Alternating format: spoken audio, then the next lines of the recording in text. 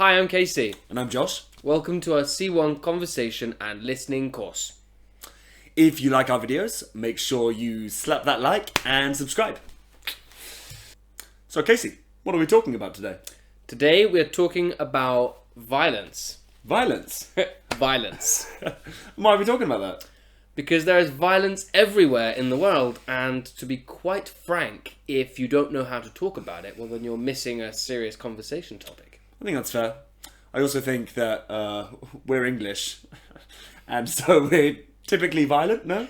I think there is a stereotype of us being hooligans. We're definitely known for our hooliganism. If we're not balconing off, balconies, then we're hitting people and screaming about football. Fighting to see who can get to the balcony first. Maybe not. But seriously, when I say the word violence, what springs to mind for you? For some reason, I just saw Lord of the Rings in my head. That's violent.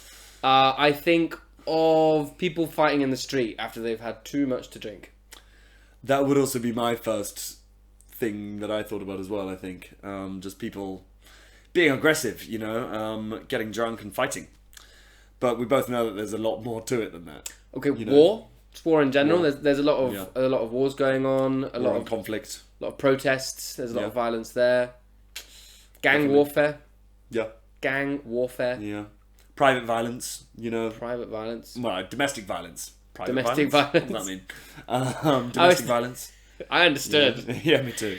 I think of MMA, honestly. Yeah. Mixed martial arts. I love it. Violence is also a sport. Yeah. That makes money. It's a very satisfying sport to watch. And I imagine if you're good at it, it's probably quite satisfying to do too. But I don't think it would be satisfying for me. I don't want to be hit for money. Yeah. Thank you.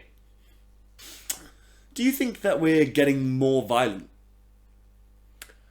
Who? People. People in general. Not you and me. Just people. I don't think that we are getting more violent, but I do think that there always will be violence. That makes sense. Do you think that people have a natural inclination towards being violent? Yes, I do. I think it comes from frustration or anger. Yeah. I mean, sometimes violence gets things done. So, I mean, if you want to steal the lollipop from the child, the best ways to... Let's think of another example there, Casey, please. What I mean to say is, when the bully steals your football, sometimes you need to take him out. I don't say you need to. Yeah, maybe from frustration you would take him out. I think that shows a big difference between the schools we went to. Probably. That was the way they did it at his school. That's certainly not what happened at my school. You guys would have a debate about whose football it is. Yeah. Yeah. Sounds pretty reasonable to me. Sounds perfect. What sort of violence would you say there is in the world? That's a tough one. I mean, there are obviously lots of different types of violence, and we've kind of named a few of them at the beginning. But I think the most general is probably simply conflict between countries and different social groups in the world. I mean, we can look at the Middle East, for example. There's constantly conflicts going on there. It's funny because when I thought about the most typical forms of violence, I imagine it to be fighting in the street. I was only out last night and I saw a fight. You did? Yeah, I did. Wow. This is my third fight I've seen in Madrid. Wow, not many. Madrid is a very peaceful city. Very peaceful. I feel like the most often types of violence are going to be between, people who know each other who have a fallout. No, definitely. I mean, I think we are probably more likely to fight as friends than I am with any stranger. True. Because we spend so much time together, and so you annoy me all the time. I want to fight you sometimes, but I control myself, and we talk about these things, so it's okay. And I know I definitely do the same to him. He's not going to say it because he's a lot nicer than I am, but we annoy the crap out of each other. And that's okay. Yeah, one-sided there. Yeah. Maybe not. Okay, well, moving swiftly on. Do you think people become more violent when they are in groups or they are alone? por esa boquita. Estoy preparada. Moving swiftly on, would you say people are more violent when they group together? Almost definitely. I think people feel more confident in groups. You know, when you're alone, you're alone. You have nobody to back you up and stick up for you. You know, but whilst you're in a group, I mean, if you are having a fight, but you know you've got 5 friends with you, you know nothing too bad is going to happen, you know, because your friends will protect you. In theory.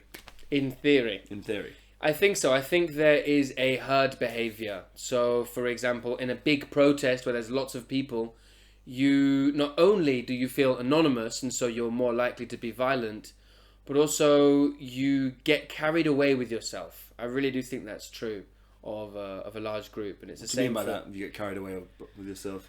Well, I think, you know, you're walking down the street, you're all relaxed. On the other hand, if you're in a protest, you're all shouting and screaming and chanting and energetic, and that fire builds inside you until, for some reason, you find yourself attacking people on the street.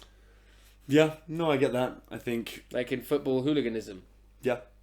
No, you monkey see, monkey do. You know, you see something happen and you replicate that behaviour. I do think that's really common, you know, like maybe it could be as simple as you see someone peeing in the street and suddenly you feel more comfortable peeing in the street, so you do it.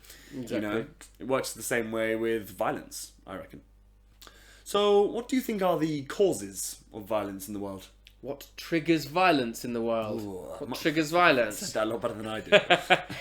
I think that is a really, really broad question, but which has obviously lots of answers. Yeah. One obvious one, as I've said, is frustration. I think a major cause of violence is frustration. Maybe it's because you feel like there's no other way to handle a situation, so you're violent.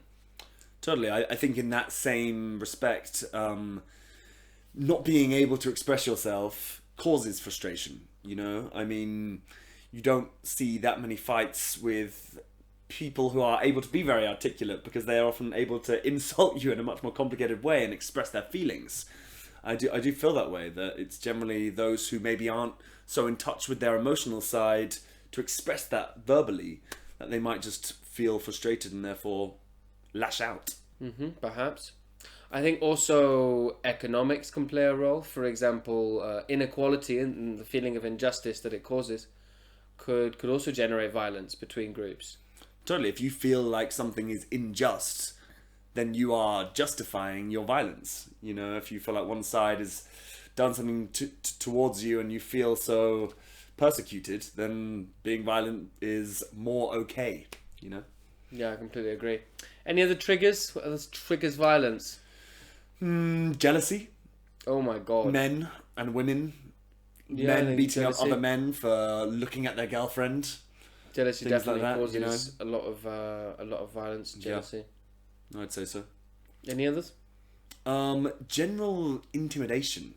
I think. I think some people like to feel powerful and intimidate people. You know, I remember I've been walking down the street before on a night out in Plymouth, where I'm from, and someone has literally turned around and said, "What the fuck are you looking at?" You know. I've had the same. I asked a gentleman in a bar for some papers, some skins to roll, and he said, "Do you want a punch in the face?" I said no, and then I left. It's pretty crazy. Yeah. Yeah, for sure. People sometimes are just looking for a fight. Yeah, I think You know, so. and I personally don't know how to react to them. You know, other than saying, "I don't want any beef. I don't want any beef, bruv. I don't want any beef." That'll be me trying to act like I'm from the streets when actually... I don't want any beef, bruv. Leave me and my homies alone. I don't want any of your tender beef. Is that what do you hoodlums say?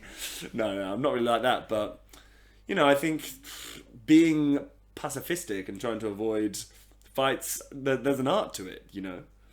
I do think so. Well, throughout the years, there's been a conspiracy theory, or a theory, I'm not really sure what to call it, about the relationship between violent films and games and being violent. Do you think if you play a violent game, you're more likely to be violent? It's a tough one, because my simple answer would be no. But I think maybe if you already have a natural predisposition to be violent, then maybe a video game will kind of pull that out of you, you know? But, for example, I'm not violent, and I've played many, many very violent games throughout a lot of my life, since I was maybe 10, probably younger, to be honest.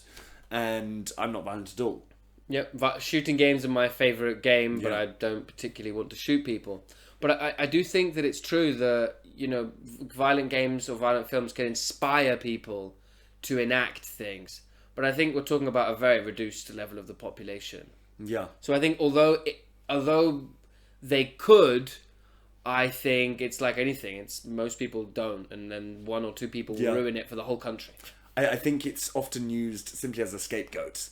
You know, like, oh, this person has been violent, murdered someone, whatever, and they played video games, and so that must be the reason. Because everyone's always looking for a reason. You know, it can't simply be because he had a bad childhood, or whether he just gets very angry in his head, or he has anger issues, you know. No, it's the video games, and it's simply a scapegoat. I do think so. Nice word, scapegoat. Escaped goats. You gonna explain what it means? I'm not going to explain what escaped goats means, but a scapegoat is a cabeza turca. How do you explain what that is? It's the excuse for something. It's the who you give the blame to. How would you say it? You'll probably do this better than me. No. I think that a scapegoat is usually a group of people that usually the media blames in order to find someone to blame. Yeah. So let's say, for example, there are economic problems in a country. Well, we can just blame the immigrants. So the immigrants are the reason that there are economic problems. The same thing happened, for example, in Hitler's Germany, where he blamed the Jews for everything. Yeah. The Jews were the scapegoat. Thank you for that explanation. Far better than mine. Well, before we finish, I want to leave you with a very thorny question. Is violence ever justified? It's a tough one. It is a really, really tough one. I don't think we're going to give you an answer here. No. Josh is like, I could give an answer to this question. But I'm not happy with it either way. What do you think? That's what What we do you want to know. think? What do you think? Tell Yeah. us in the comments below. Is violence ever justified? Please. Give us an example of when you think violence would be justified. Or tell us why not. Like, really give us an example of how it can never be justified because of this. You know, we would love that, really. Yeah, I think we would. And if you give us an example, we will correct your English for free. Thanks, guys. Thanks for listening to our C1 Listening and Conversation course. I hope you enjoyed it. Bye-bye.